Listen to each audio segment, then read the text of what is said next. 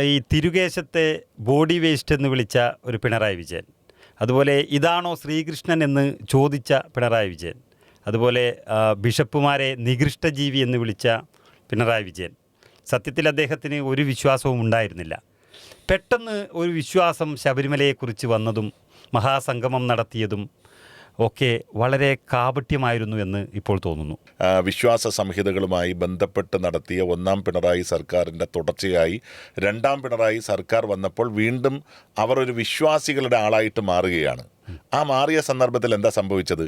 അയ്യപ്പ സംഗമം നടത്തി അയ്യപ്പനെ ഒരു കച്ചവട ചരക്കാക്കി മാറ്റി അതുവഴി അതൊരു ടൂറിസം പ്രോഡക്റ്റ് മാത്രമാണ് എന്ന് ലോകം മുഴുവൻ നിറഞ്ഞു നിൽക്കുന്ന എൻ്റർപ്രണേഴ്സിനോട് അല്ലെങ്കിൽ ഇൻവെസ്റ്റേഴ്സിനോട് വിളിച്ചു പറയാൻ പാകത്തിലേക്ക് പിണറായി വിജയൻ വന്നപ്പോൾ പവി ആദ്യം ചോദിച്ചില്ല അദ്ദേഹത്തിൻ്റെ പടിയിറക്കാണെന്ന്. അദ്ദേഹത്തിൻ്റെ 18ാം പടിയിറക്കമാണ്, അധികാരത്തിൽ നിന്നുള്ള പടിയിറക്കമാണ് നമ്മളിപ്പോൾ കേരളത്തിൽ കണ്ടുകൊണ്ടിരിക്കുന്നത്.